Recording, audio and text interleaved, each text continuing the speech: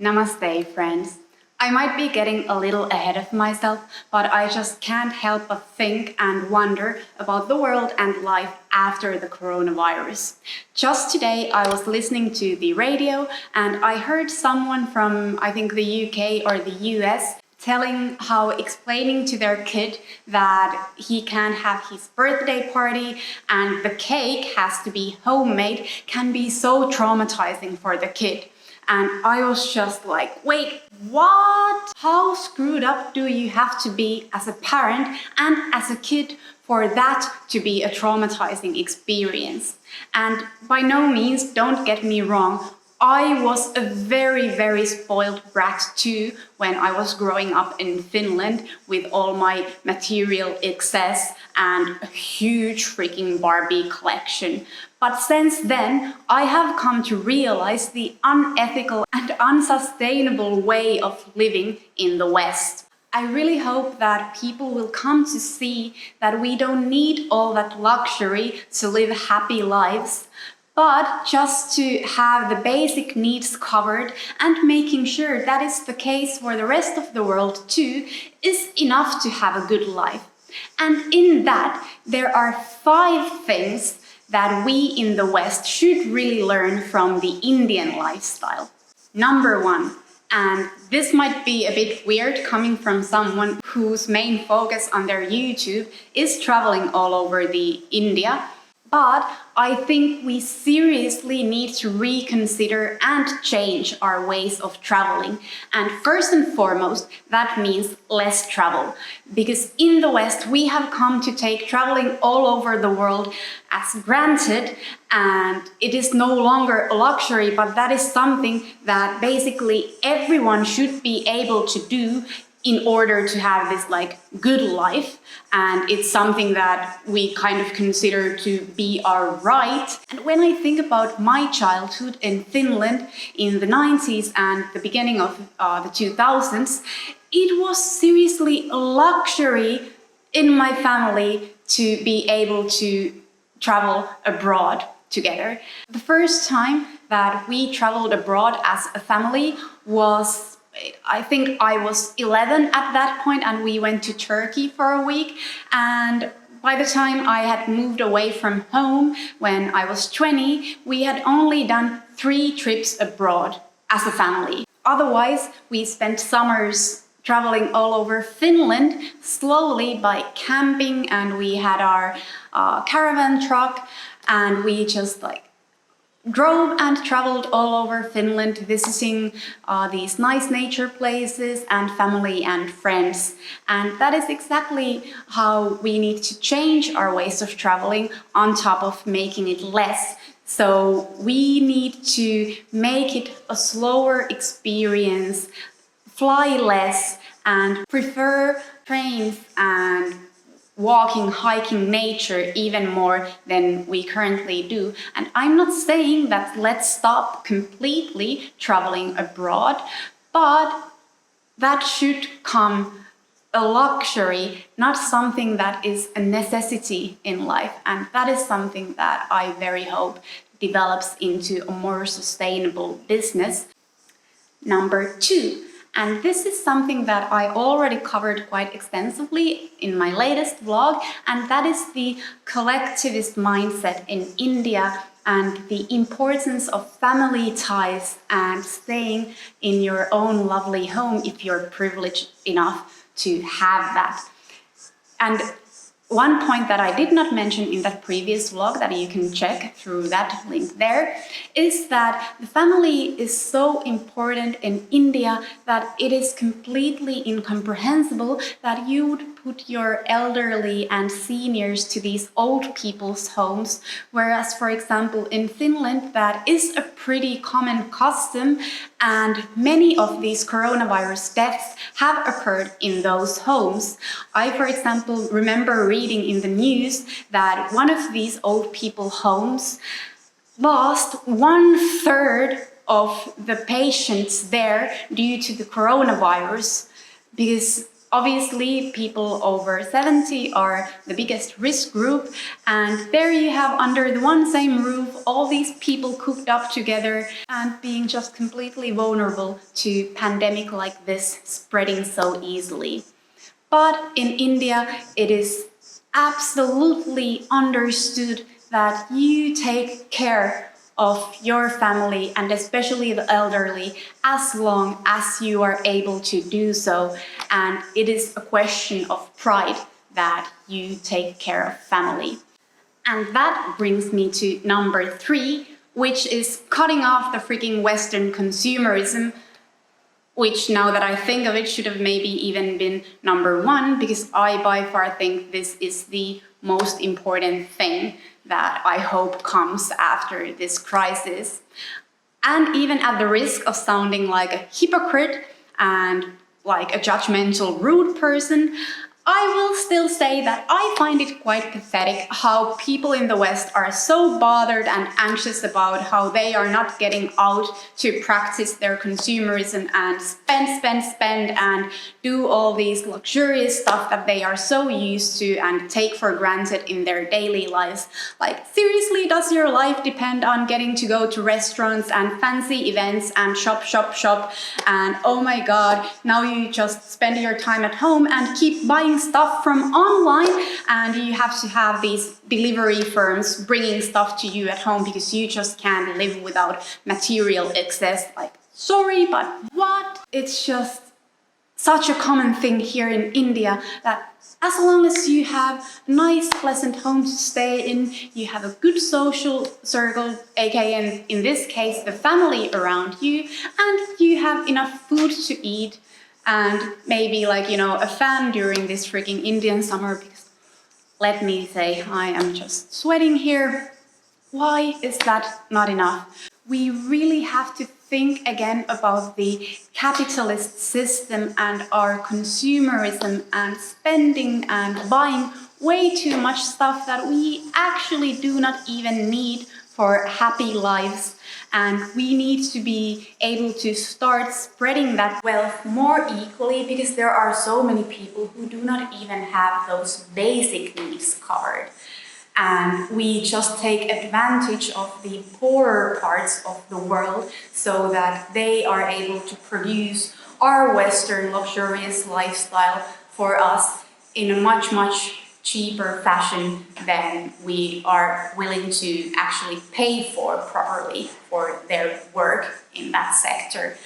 And also maybe think about our own saving system, because even though Finland is a freaking awesome social welfare state, it is still much more important for people to also save for themselves for the bad days, which is a completely understood custom in India, where you basically, as soon as you start earning, you start saving, and not just for yourself, not just for your own fancy wedding or for a house of your own, but you start saving for the old age, you start saving for your future generations and their education, their weddings, their old days, and it's just, you keep saving a lot of money at the expense of that unnecessary spending and consumerism, so that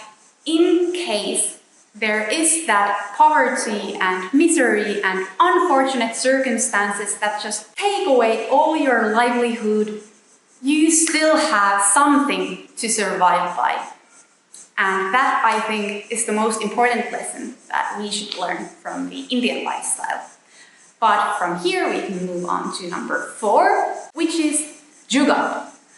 Jugaad is an Indian word, and I have no idea if there is a literal translation, but it basically means that kind of attitude and mindset where if something breaks or becomes a problem, you have this innate ability to fix and solve those issues with these very creative ways. So instead of throwing something away, or instead of just giving up and waiting for other people to come fix things for you, you use your own brain, and you make do with what you have and come up with new ways to use something, or just like these very, very creative ways of thinking just about anything. So, for example, if your phone breaks, it's not like you have to go to the freaking Apple store and buy a new phone or like spend dollars and dollars of money to getting that thing fixed, because Apple won't allow anyone else to do that. But there are these little roadside workshops who are really handy at fixing things on their who are really handy at fixing issues on their own, or these like very, again, creative ways of reusing something, or, basically, even the sky is not your limit. Options are indefinite in Jugaad, and like Jugaad is seriously my favorite word in the Indian language. I wish that I will one day be able to like even halfway get to something like that, because I grew up in a society where the state fixed all my issues, or my mom did it for me. So even though I am able to survive and live independently too, when I face something that is just like beyond my understanding, I do not have the means in my brains to fix it on my own. I get very often overwhelmed by issues and problems. So, yep, Jugaad people. And that overwhelm by issues and problems brings me to number 5, which is how to avoid anxiety. And in India, you have this, oh my God, such an awesome holistic approach to wellness through yoga and home food, Ayurveda, meditation, spirituality, and community support.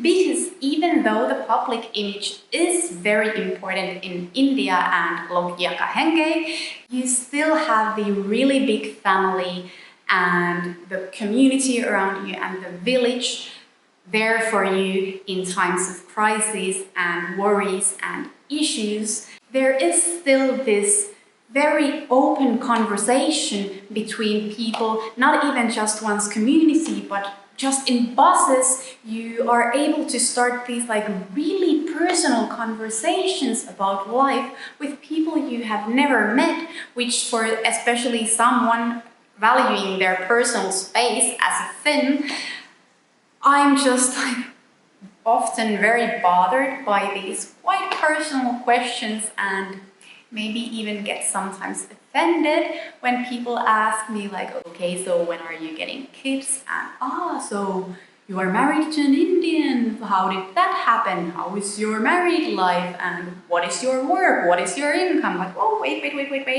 Personal space. But Indian people are just so accustomed to speaking about these things to any stranger on a bus, and they will even share some of their worries and issues, and just being able to speak quite openly to other people is really something that does help with anxiety. And don't even get me started with yoga and meditation.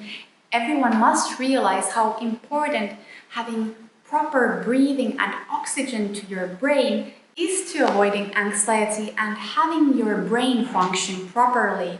We in India would not use that much Western medication and going to therapy or having all these mental health medication is just very rare here, even though, yes, there are cases where that should also be available to people in need, but also having these natural remedies to be able to strengthen your body and mind is really important, and actually much healthier to the body too. So I am very much focusing on these holistic ways of maintaining a good mental health. So yoga, meditation, good Indian home food, and community support, my lovely spouse, my friends, my family back in Finland. will be things that help me not only maintain my mental health during this corona crisis and the lockdown, but also in the aftermath of the coronavirus, when there are so many issues about jobs and traveling to Finland to see my family and whatnot, that I will be able to deal with the anxiety much better then too. So these were the 5 things that I think are most important for the West to adapt from the Indian lifestyle in the aftermath of the coronavirus, because we seriously cannot go back to the old way of living in the West. And I actually even did read about a study where people had been polled about whether they wanted to get back to the old lifestyle after the coronavirus, and I was so happy to see that the majority thought that no, we need to learn from this coronavirus and change our society and the world. So these are my 5 biggest tips. Are you an Indian and you maybe have more suggestions that should be learned? And also let me know what you thought about my tips for the life after corona. If you liked this video, please hit the like button and also subscribe to my channel, because I am very hard trying to provide you more tips and views about the Indian lifestyle during the coronavirus, and also hopefully soon much more exciting things about life after corona. So I'll see you later. Bye.